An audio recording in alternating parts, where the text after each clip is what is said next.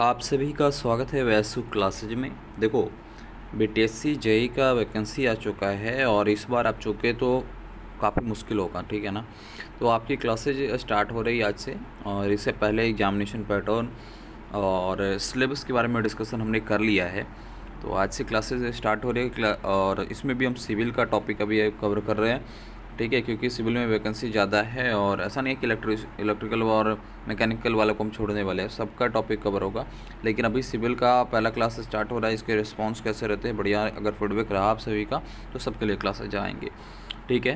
तो ये classes detail में नहीं है, पहली चीज़ ये भी बता दें आपको, ये रिवीजन के तौर पे बनाया गया एक क्लास है, जो अगर आपने पढ़ रखा है तो आपका रिवीजन हो जाए, ठीक है। और अभी एग्जामिनेशन होने में समय है, टाइम है अभी एग्जामिनेशन होने में, तो इसलिए आप लोग डिटेल में भी पूरी कंप्लीट सिलेबस करने की कोशिश करें, ठीक है। चलिए हम लोग इस वीडियो की शुरुआत करते हैं, इस लेक्चर की शुरुआत करते हैं। आप इसको 1x में देखें, 2x में देखें, 4x में देखें, लेकिन देखें, एंड तक देखें, क्योंकि रिवीजन आपका होगा और आपके एग्जामिनेशन के लिए, आपके एग्जामिनेशन के पॉइंट ऑफ व्यू से बेहद इंपॉर्टेंट है। जो प्रीवियस ईयर क्वेश्चंस के बेसिस पे भी हमने बनाया है इसको, तो आप लोग ज़रूर इसको ज्वाइन करें और सभी दोस्तों से भी शेयर करें। इसका आप स्पीड बढ़ाना चाहे बढ़ा लें, जैसे भी देखें, लेकिन देखें। चलिए शुरुआत करते हैं आज की इस क्लास को।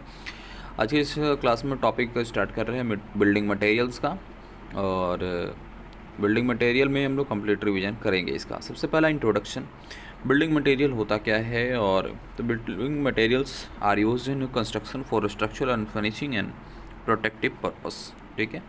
बिल्डिंग मटेरियल्स का यूज क्यों करते हैं, तो स्ट्रक्चर के लिए कोई बनाना है, कंस्ट्रक्शन करना है, उसके लिए फिनिशिंग देना है, उसके लिए प्रोटेक्टिव पर्पस भी है, सुरक्षा के पर्पस से भी यूज करते हैं हम लोग इसका। अभी बिल्डिंग मटेरियल्स का सिलेक्शन कैसे होगा, सॉर्टिंग कैसे होगा, तो ये उसके डिपेंड करता है उसके स्ट्रेंथ पे। सिलेक्शन उसके स्ट्रेंथ पे, ड्यूरेबिलिटी पे, अवेबिलिटी पे, कॉस्ट पे और क्लाइमेट पे, ठीक है। कहाँ पास मान लीजिए कंस्ट्रक्शन करना है कि अपार्टमेंट बनाना है, तो कहाँ पास बनाया जा रहा है, ठीक है, वहाँ पर उसकी क्लाइमेट क्या है वो भी ध्यान रखा जाएगा, उसकी कॉस्टिंग पे भी ध्यान रखा जाएगा कि कितना हमारा बजट है, ठीक है। उसकी अवेबिलिटी पे भी डिपेंड करेगा, साथ ही साथ उसकी ड्यूरेबिलिटी पे भी डिपेंड करेगा, उसमें जो मटेरियल यूज होंगे उसकी ड्यूरेबिलिटी क्या है। ऐसा नहीं है कि वो जो ख़राब से ख़राब चीज़ें हैं वो मटेरियल से वो लगा दें और जो बाद में सेफ्टी के पर्पज़ से वो दिक्कत में आ जाए। इसलिए इस सब सारी चीज़ों पे, उसकी स्ट्रेंथ पे भी, जो मटेरियल यूज हो रहा है उसकी स्ट्रेंथ क्या है, उस पर भी ध्यान रखा जाएगा सॉर्टिंग के टाइम पे, सिलेक्शन के टाइम पे। मेनली जो है बिल्डिंग मटेरियल्स को दो कैटेगरी में बांटा गया है। एक है नेचुरल मटेरियल्स और आर्टिफिशियल मटेरियल्स। नेचुरल मटेरियल्स वो मटेरियल्स होगा जो इजीली अवेलेबल है बाय द नेचर, ठीक है। और आर्टिफिशियल मटेरियल वो मटेरियल जो ह्यूमंस के या मशीनरी की यूज के से उसके फॉर्मेशन हुआ है, उसका कंस्ट्रक्शन हुआ है, ठीक है। नेचुरल मटेरियल्स में just like stone, clay, timber, sand, etc। Artificial में कौन सा हो जाएगा, आर्टिफिशियल में आपका होगा brick, cement, glass, steel, plastic, etc, ठीक है। ये सारे के सारे आर्टिफिशियल में आ जाएंगे। अब एक एक करके हम लोग समझेंगे मटेरियल्स में कुछ नेचुरल मटेरियल्स को भी और फिर आर्टिफिशियल मटेरियल्स को। सबसे पहला मटेरियल है हमारा स्टोन। स्टोन का यूज कहाँ करते हैं, तो स्टोन का यूज करते हैं फाउंडेशन बनाने के लिए, वॉल बनाने के लिए, फ्लोरिंग के लिए, आर्चेस बनाने के लिए और ब्रिज का पियर्स बनाने के लिए इसका यूज किया जाता है। अब इस स्टोन का यूज क्यों किया जाता है, तो इसकी कुछ प्रॉपर्टी है, उसके बारे में समझना ज़रूरी है। आपका प्रॉपर्टी है हार्डनेस, स्टोन हार्डनेस होता है, टफनेस इसमें होगा, ड्यूरेबिलिटी भी इसकी है। ये जो आप देख रहे होंगे ना, क्या अंग्रेज़ के ज़माने से जो पुल वगैरह बना हुआ है मोस्टली वो स्टोन का यूज करके बना हुआ है। आज की उसकी ड्यूरेबिलिटी काफ़ी बेहतरीन है, लंबा समय से चला आ रहा है, अभी भी चल रहा है वो, ठीक है। तो स्टोन की टफनेस है, हार्डनेस होता है, ड्यूरेबिलिटी होता है, साथ ही साथ उसकी स्पेसिफिक जो ग्रेविटी होती है वो लगभग 2.6 से 2.7 होता है, जो बढ़िया वाले स्टोन है, गुड स्टोन है उसका, ठीक है। तो इसके कारण से भी इसका यूज होता है। अब कोई स्टोन बढ़िया है या ख़राब है, उसकी जो ड्यूरेबिलिटी कैसा है, इसके लिए हम लोग कुछ टेस्ट भी करते हैं। कौन सा टेस्ट होगा ये ध्यान दीजिएगा। तो पहला टेस्ट होता है क्रशिंग स्ट्रेंथ टेस्ट, दूसरा होता है वाटर एब्जॉर्प्शन टेस्ट, तीसरा होता है इम्पैक्ट टेस्ट और चौथा होता है आपका एसिड टेस्ट। इन सभी टेस्टों से के थ्रू हम लोग स्टोन के पता लगाते हैं कि कौन सा स्टोन है और इसको ड्यूरेबिलिटी क्या है, इसका टफनेस क्या है, ठीक है। और उसी के बेसिस पे इसको बिल्डिंग मटेरियल्स के रूप में यूज भी किया जाएगा, ठीक है। तो ये कुछ टेस्टेस हैं। तो इस रंग के क्वेश्चन आ सकते हैं कि आप स्टोन्स के लिए कौन सा टेस्ट यूज करेंगे आप। कुछ ऑप्शंस ये होंगे एमसीक्यू में, वाटर एब्जॉर्प्शन टेस्ट है, क्रशिंग टेस्ट है, इम्पैक्ट टेस्ट है, एग्रेसिव टेस्ट है। इनमें से चारों में से कोई भी अगर टेस्ट आपको वहाँ पास दिख रहा है तो वो उसका आंसर हो जाएगा। आइए कुछ स्टोन्स के बारे में पढ़ते हैं और उसके यूज के बारे में भी पढ़ते हैं। स्टोन्स में सबसे पहला स्टोन्स है ग्रेनाइट। ग्रेनाइट का यूज कहाँ करते हैं? तो ग्रेनाइट का यूज हम लोग करते हैं बिल्डिंग फाउंडेशन बनाने के लिए और ब्रिज बनाने के लिए। दूसरा स्टोन है हमारा लाइमस्टोन। लाइमस्टोन का यूज किया जाता है सीमेंट के लिए और लाइम प्रोडक्शन के लिए, ठीक है, लाइम प्रोडक्शन के लिए। तीसरा स्टोन है हमारा मार्बल। मार्बल का यूज कहाँ होता है? तो फ्लोरिंग के लिए, फ्लोरिंग के लिए यूज होता है मार्बल का। डेकोरेटिव मटेरियल्स या डेकोरेटिव बॉक्स कहीं पास करना है तो उसके लिए भी मार्बल्स का यूज होता है। अगला है स्टोन जो है हमारा वो है सैंडस्टोन। सैंडस्टोन का यूज करते हैं मैंसरी के लिए, मैसनरी और पेविंग के लिए, ठीक है। इन सब के लिए हम लोग इसका यूज करते हैं सैंडस्टोन का। इसके बाद हमारा आता है ब्रिक्स। ब्रिक्स की बात करें तो ब्रिक्स में हमारा है ब्रिक्स जो जिसको बना हुआ होता है उसकी कंपोजिशन की बात करें तो क्ले, सैंड और वाटर से मिलकर के बना होता है, ठीक है। क्ले, सैंड और वाटर से मिलकर के बना होता है मोल्डेड। क्ले, सैंड और वाटर को पहले मिलाया जाएगा, मिक्स किया जाएगा, उसके बाद फिर मोल्डेड किया जाएगा, उसको फिर कुछ देर तक सूखने दिया जाएगा, फिर उसको फिर जलाया जाएगा, ठीक है। तो ये आपका ब्रिक्स के लिए रहने वाला है। तो उसे भट्ठी में जो होता है आग के थ्रू वो पकाया जाएगा। अब तो काफ़ी सारे मशीन्स भी आ गए हैं जिसके थ्रू इसको बनाया जा रहा है। अब कोई ब्रिक्स बढ़िया है उसकी क्वालिटी को हम लोग कैसे देखेंगे? तो उसका देखेंगे साइज़ के बेसिस पे। पहला तो कि उसका साइज़ कैसा है, यूनिफॉर्म साइज होना चाहिए। जो बढ़िया क्वालिटी का ब्रिक्स होगा उसकी साइज़ यूनिफॉर्म होना चाहिए, साइज, शेप और उसकी कलर, ठीक है, काफ़ी बढ़िया तरीके से पका हुआ होना चाहिए। तो वो आपका बताएगा। साथ ही साथ क्लियर रिंगिंग साउंड आना चाहिए उस पर, जब हम लोग टक टक करें उस पर ना तो एक बढ़िया सा आवाज़ आए। और दूसरा है कि उसमें जो वाटर में जब उसको मर्ज करें, डुबोए, तो लगभग वो 20% जो वाटर है वो एब्जॉर्ब नहीं करना चाहिए, ठीक है, बाय द वेट, उसका जो वेट है उसके बेसिस पे। तो यहाँ पास इस तरीके से हम लोग गुड्स को, ब्रिक को पहचान कर पाएंगे। साथ ही साथ अब जैसे जिस तरीके से हमने स्टोन को पहचान करने के लिए कुछ टेस्टिस के बारे में पढ़ा कि कौन से टेस्टिस कर सकते हैं उसमें भी, तो यहाँ पास हम लोग ब्रिक्स के लिए, ईंट के लिए भी पहचान कर सकते हैं। कुछ टेस्ट है। पहला है वाटर एब्जॉर्प्शन टेस्ट, उसके थ्रू पानी कितना सोख पा रहा है उसके बेसिस पे हम लोग देखेंगे उस ब्रिक्स को। दूसरा आपका कंप्रेसिव स्ट्रेंथ टेस्ट, जो उसका होता है 3.5 से 10.5 N/mm² फॉर क्लास 1 ब्रिक्स जो होता है। क्लास 1 ब्रिक्स का जो रेंज होगा वो इतना का रहेगा, तब वो गुड ब्रिक्स में माना जाएगा। साथ ही साथ तीसरा टेस्ट होता है इफ्लोरेसेंस टेस्ट, ठीक है, इफ्लोरेसेंस टेस्ट होता है। इसके बेसिस पे भी हम लोग ब्रिक्स को पहचान कर पाएंगे कि गुड ब्रिक्स है या नहीं है। क्लासिफिकेशन की बात करें तो क्लासिफिकेशन ब्रिक्स को चार कैटेगरी में रखा गया है, 4 क्लास है इसका। और as per the IS 1077/1992 first class का जो ब्रिक्स होगा उसकी क्वालिटी की बात करें तो बेस्ट क्वालिटी माना जाता है, मशीन और मोल्डेड होगा। सेकंड क्लास जो होगा स्लाइटली इरेगुलर होगा, शेप में थोड़ा सा चेंजेज होगा, कलर में भी चेंजेज आएगा। थर्ड क्लास की बात करें तो यूज इन टेम्पोररी वर्क, जो पेविंग वगैरह किया जाता है ना ब्रिक्स का यूज करके, तो उसमें यूज कर सकते हैं हम लोग थर्ड क्लास का। फोर्थ क्लास की बात करें तो ओवरबर्न्ट, ज़रूरत से ज़्यादा जल चुका है, ठीक है, जिसको झामा कहते हैं, जो हालांकि ये मजबूती इसमें काफ़ी होती है, लेकिन इसका यूज हम लोग बिल्डिंग बनाने के लिए या कहीं पास वो जोड़ाई का काम जो होता है उसमें नहीं कर सकते, ठीक है। इसको रोड का बेस बनाना है तो उसमें इसका यूज कर लिया जाता है। बिल्डिंग मटेरियल का अगला जो टॉपिक है वो हमारा है सीमेंट। सीमेंट की बात करें, रॉ मटेरियल्स इसका कैल्शियम ऑक्साइड, लाइम जिसको कहते हैं, और सिलिका SiO2, एलुमिना Al2O3 और आयरन ऑक्साइड, ठीक है। ये सभी रॉ मटेरियल्स हैं जिसका यूज करके फॉर्मेशन होता है सीमेंट का, ठीक है। मैन्युफैक्चरिंग की प्रोसेस की बात करें तो सबसे पहला प्रोसेस होता है मिक्सिंग, उसके बाद फिर होता है बर्निंग इन रोटेटरी किल्न, भट्टी में उसको पकाया जाता है, ठीक है, गोल गोल घूमता रहेगा, उसमें पका दिया जाएगा। उसके बाद फिर होता है ग्राइंडिंग का, उसके बाद फिर होता है लास्ट में आपका पैकेजिंग का, पैकिंग होगा, ठीक है। टाइप्स की बात करें और टाइप्स में IS का अगर देखा जाए तो IS से इसका इंडियन स्टैंडर्ड देखा जाए तो 269/2015 रखा गया है। और इसके बेसिस पे 6 है आपका। पहला ओपीसी होता है, फिर दूसरा होता है पीपीसी, तीसरा होता है रैपिड हार्डनिंग सीमेंट, और चौथा होता है सल्फेट रेजिस्टेंट सीमेंट, और पाँचवा होता है लो हीट सीमेंट, और छठा होता है वाइट सीमेंट। ठीक है, तो 6 तरह का सीमेंट यहाँ पर कैटेगरी में बांटा गया है, टाइप्स बांटा गया है। ओपीसी की बात करें तो ओपीसी में आपका 33, 43 और 53 ग्रेड का रखा जाता है। पीपीसी की बात करें तो इसको हम लोग फुल फॉर्म जो है पोर्टलैंड पोजोलाना सीमेंट कहते हैं। पोर्टलैंड पोजोलाना सीमेंट इसका भी कहते हैं पीपीसी को। अब इसकी टेस्ट कैसे करेंगे कि कौन सा सीमेंट बढ़िया है कौन सा नहीं है, इसके लिए हम लोग रखते हैं 3 तरीके का टेस्ट करते हैं। पहला है कूल टच टेस्ट, दूसरा है स्मूथ टेस्ट, तीसरा है फ्लोटिंग टेस्ट। ठीक है, फील्ड इसका जो टेस्ट करेंगे वो कूल टच टेस्ट करेंगे पहला। तो फील्ड टेस्ट अगर करना है, फील्ड में टेस्ट करना है तो कूल टच टेस्ट करेंगे, उसके बाद स्मूथनेस टेस्ट करेंगे और फ्लोटिंग टेस्ट करेंगे। इसके थ्रू सीमेंट की पहचान किया जा सकता है। दूसरा है कि लेबोरेटरी में इसका कैसे पहचान करेंगे, तो लेबोरेटरी में पहचान करेंगे इसका फाइनेस देख करके बाय द सीव नंबर 9। ठीक है, दूसरा है कंसिस्टेंसी टेस्ट इसका करेंगे विकर टेम्परेचर टेस्ट का यूज करके।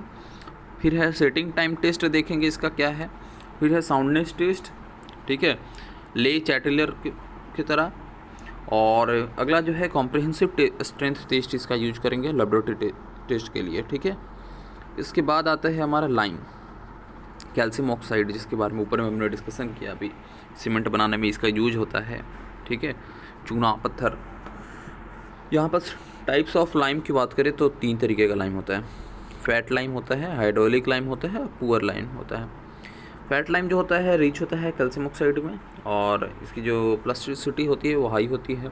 हाइड्रोलिक लाइम जो होती है उसका कंटेंस करता है क्ले, कुछ मिट्टी के भी पार्ट्स उसमें होंगे, और ये वाटर के अंदर में सेट कर जाएगा। ठीक है, पुअर लाइम जो होता है इसमें एक्सेसिव इम्प्योरिटी जो होता है, कई सारे जो अशुद्धियाँ मिली होती है। इसका यूज की बात करें, लाइम का यूज कहाँ करते हैं, तो लाइम का यूज करते हैं मोटर के लिए, मोटर प्लास्टरिंग के लिए, वाइट वॉशिंग के लिए और सॉइल स्टेबलाइजेशन के लिए इसका यूज हम लोग करते हैं। अगला है स्लैकिंग की बात करें तो स्लैकिंग क्या है, तो स्लैकिंग मोस्टली जो है कैल्शियम ऑक्साइड और जो वाटर को मिक्स किया जाता है तो कैल्शियम हाइड्रोक्साइड बनता है और हीट जो है वो रिलीज होता है। तो कई बार इसके बारे में ये भी पूछ जाता है तो ये रिएक्शन कैसा है, एंडोथर्मिक है या एक्जोथर्मिक है, तो ये एक्जोथर्मिक है। जब आप चूने में पानी अगर आप मिलाते हैं ना तो देखते हैं कि वो उसमें से खोलना शुरू होता है, एक बॉयल आना शुरू हो जाता है और हीट जो है वो लगातार रिलीज होते रहता है। ठीक है, तो वो एक्जोथर्मिक रिएक्शन के कारण से यहाँ पास होगा। अगला मटेरियल है सैंड। ठीक है, सीमेंट को हमने पढ़ लिया, ब्रिक्स को पढ़ लिया, स्टोन को पढ़ लिया, आता है सैंड क्या है, इसकी फंक्शन के बारे में समझेंगे। तो इसका यूज कहाँ किया करते हैं, तो पहला है fills void in a mortar and concrete. ठीक है, दूसरा है रिड्यूस श्रिंकेज, तीसरा है प्रोवाइड स्ट्रेंथ एंड वर्कएबिलिटी। ठीक है, सैंड का यूज कहाँ करेंगे, तो सैंड का यूज जोड़ने के लिए हम लोग करते हैं, मेनली कहीं पास फील करना है तो वहाँ पास भी करते हैं। क्यों करते हैं, वो वाटर को श्रिंक भी करता है, रिड्यूस कर देता है श्रिंकेज को, सॉरी। ठीक है, और स्ट्रेंथ प्रोवाइड भी करता है, जिसके कारण से इसका यूज करते हैं। अब ये 3 तरीके का सैंड होता है भाई, समझिएगा। इसमें 3 तरीके का सैंड, रिवर सैंड जो कि नेचुरल है, बाय द नेचर हमें मिला है। दूसरा होता है क्रस्ड स्टोन सैंड। ठीक है, जब वो स्टोन्स को छोटे छोटे कंक्रीट बनाने के लिए जब तोड़ा जाता है तो उससे भी वहाँ पास भी सैंड आते हैं, तो वो क्रस्ड स्टोन सैंड, जिसको एम सैंड के भी रूप में जानते हैं हम लोग। और तीसरा सैंड होता है पीट सैंड। ठीक है, अब हम लोग जानेंगे कुछ जोन्स के बारे में। तो यहाँ पास 4 जोन्स होता है ग्रेडिंग जोन्स की अगर बात करें, as per the IS 383 zone 4 होते हैं। जोन फर्स्ट में आपका कोर्स होता है, जोन 2 में आपका मीडियम होता है, जोन 3 में फाइन होता है और जोन 4 में आपका वेरी फाइन होता है। तो इस तरह के क्वेश्चन बन सकते हैं कि कौन सा जोन है जिसमें वेरी फाइन होता है, तो आपका ऑप्शन वहाँ पास जोन 1, 2, 3, 4 दिया हुआ है, तो उसमें आपका राइट आंसर क्या हो जाएगा, तो उसमें आपका राइट आंसर जोन 4 होगा। अगला है टिम्बर। ठीक है, हमने अब बिल्डिंग बना लिया है, सीमेंट भी यूज कर लिया, ब्रिक्स भी यूज कर लिया, स्टोन भी यूज कर लिया। ठीक है, अब यहाँ पास हमें टिम्बर के बारे में जाना है। टिम्बर यानी लकड़ी की क्या रहने वाला है, तो उसके बारे में जानेंगे। तो लकड़ी में आपका क्लासिफिकेशन किया गया है, 2 तरीके का टिम्बर होगा, एक होगा सॉफ्टवुड, एक होगा हार्डवुड। सॉफ्टवुड के रूप में हम लोग जानते हैं पाइन को और देवदार को। हार्डवुड के रूप में जानते हैं हम लोग टिक को, साल को, शीशम को, और भी होते हैं, ऐसा नहीं है कि यही 3 है, या यही दो है और भी, लेकिन यहाँ पास हमने आपको एक तरीके से समझाने के लिए 2-3 लेकर के चला है। और सीजनिंग की बात करें, सीजनिंग ऑफ टिम्बर, तो इसमें होता है क्या है, reduce moisture to prevent decay and shrinkage method क्या है, एयर सीजनिंग और किल सीजनिंग। ठीक है, इसके डिफेक्ट क्या होंगे, तो इसके डिफेक्ट होंगे कि नॉट हो सकता है, सेक्स हो सकता है, वॉपिंग हो सकता है, क्रैक हो सकता है। ठीक है, तो इन सब चीज़ों में ध्यान रखना होगा। और प्रिवेंशन काफ़ी इंपॉर्टेंट है, आप टिम्बर यूज कर रखे हैं तो उसका प्रिवेंशन काफ़ी इंपॉर्टेंट है, प्रिजर्वेशन काफ़ी इंपॉर्टेंट है। तो इसके लिए हम लोग यूज करते हैं क्रस्टर्ड ऑयल और एस्क्यूस प्रोसेस, जो कि एस्कैनिक कॉपर और क्रोमियम होता है। मोस्टली जो एक तरह से बोले तो पेंट जो आप चढ़ा रहे हैं वो भी तो आप प्रिजर्वेशन कर रहे हैं उसका, वुड का, टिम्बर का। ठीक है, अगला है मटेरियल हमारा स्टील की बात करें तो स्टील बना हुआ होता है किससे, तो आयरन और कार्बन दोनों मिलकर के आपका इसमें बनेगा इस्पात, जिसको कहेंगे 0.1 से 1.5% के लगभग। इसमें भी स्टील के भी 3 टाइप्स होते हैं, mild steel, medium carbon steel और हाई कार्बन स्टील। ठीक है, माइल्ड स्टील में 0.15 से लेकर के 0.30% के आपका कार्बन रहेगा। मीडियम कार्बन स्टील में बात करें तो 0.30 से लेकर के 0.60% कार्बन रहेगा। और जिसका नाम ही है हाई कार्बन स्टील, उसमें कार्बन तो ज़्यादा होगा ही, इसलिए इसमें कार्बन के जो होता है 0.60 से 1.5% कार्बन इसमें आपका होगा। प्रॉपर्टीज की बात कर लें तो इसके हाई टेंसाइल स्ट्रेंथ होता है, इलास्टिसिटी होता है, मैलेबिलिटी होता है, डक्टिलिटी होता है, यानी इसे आप थिन सीट में भी बदल सकते हैं, थिन वायर में भी बदल सकते हैं। ठीक है, तो ये इसकी स्ट्रेंथ है जो इसके कारण से इसका यूज किया जाता है। कॉमन टाइप्स की बात करें स्टील में भी तो 2 तरह का, पहला है TMT बार्स, जिसमें Fe 415 और Fe 500 और Fe 550। आप जब सरिया वगैरह मार्केट से खरीद के लाइएगा ना तो उस पर ये सारी चीज़ें मेंशन किया हुआ रहता है, देखा होगा आपने, और आपने तो पढ़ा भी होगा इस चीज़ के बारे में। स्ट्रक्चरल स्टील की बात करें तो IS 800 और 2007 का। अगला है हमारा टॉपिक पेंट वार्निश और डिस्टेम्पर की बात कर लें। इसका यूज करते हैं, पर्पस क्या है इसका यूज इसलिए करते हैं क्योंकि प्रोटेक्शन करना है, अपीयरेंस इम्प्रूव करना है, थोड़ा बढ़िया दिखे, लुक बढ़िया रहे, इसलिए हम लोग इसका यूज भी करते हैं, साथ ही साथ प्रोटेक्शन के लिए भी। ठीक है, पेंट का वार्निश का यूज करते हैं। इसके इंग्रेडिएंट की बात करें, ये बना हुआ किससे है, तो ये बना हुआ होता है, इसमें बेस के रूप में आपका वाइट लेड और जिंक ऑक्साइड यूज होता है। ठीक है, व्हीकल्स की बात करें तो लेनिस ऑयल यूज किया जाता है। पिगमेंट की बात करें तो उसमें कलर है, पिगमेंट कलर देगा। और ड्रायर की बात करें तो लिथरेज होगा और सॉल्वेंट के रूप में टर्पेंटाइन होगा। ठीक है, ये आपका इंग्रेडिएंट है जिससे आपका पेंट वार्निश वगैरह बना हुआ होता है। टाइप्स में बात करें पेंट की कितने टाइप्स होते हैं, तो यहाँ पास 3 टाइप्स होते हैं, ऑयल पेंट्स, एनामल पेंट्स और प्लास्टिक एमल्सन पेंट। ठीक है, 3 तरीके का पेंट होता है। अगला है ग्लास की बात करें तो ग्लास जो फॉर्मेशन जिसका यूज होता है सिलिका, सोडा और लाइम मिला करके, ये तीनों इसका इंग्रेडिएंट है, कंपोजिशन है, जो भी बोल सकते हैं। ठीक है, सिलिका, सोडा और लाइम। टाइप्स ऑफ ग्लास की बात करें तो टाइप्स ऑफ ग्लास में है, पहला ग्लास है प्लेट ग्लास, दूसरा है टिंटेड ग्लास, तीसरा है टफन्ड ग्लास और चौथा है वेयर्ड ग्लास। 4 तरीके के ग्लास होता है। ग्लास का यूज कहाँ करते हैं, तो ग्लास का यूज मोस्टली करते हैं डोर बनाने के लिए, विंडो बनाने के लिए, पैनल बनाने के लिए और फैकेट्स बनाने के लिए। अगला है हमारा प्लास्टिक का, ये भी मटेरियल है, बिल्डिंग मटेरियल का ही टाइप। तो इसका 2 तरीके का प्लास्टिक होता है, एक होता है थर्मोप्लास्टिक, एक थर्मोसेटिंग प्लास्टिक।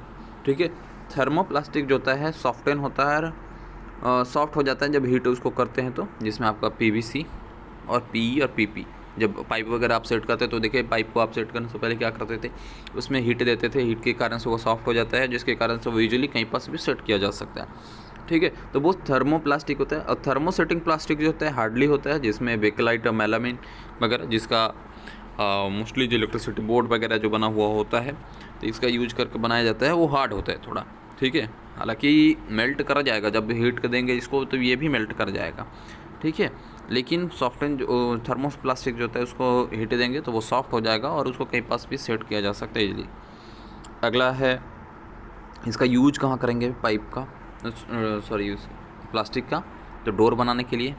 डोर क्यों बना रहे भैया, इसको बना रहे इसलिए ना क्योंकि ये लाइट वेट होगा, इसलिए यूज किया जाता है इसका। पाइप्स बनाने के लिए, इंसुलेशन बनाने के लिए, फर्नीचर बनाने के लिए, ठीक है, तो इसका यूज किया जा रहा है। अगला है हमारा बिल्डिंग मटेरियल्स में, और लास्ट मटेरियल्स भी है इसमें, ठीक है, एस्बेस्टोस और बिटुमिनस और अदर मटेरियल सबको हम लोग देखेंगे। एस्बेस्टोस का यूज करते हैं, एस्बेस्टोस को यूज करते हैं हीट रेजिस्टेंस के लिए, और रूफिंग में यूज करते हैं, इंसुलेशन में यूज करते हैं।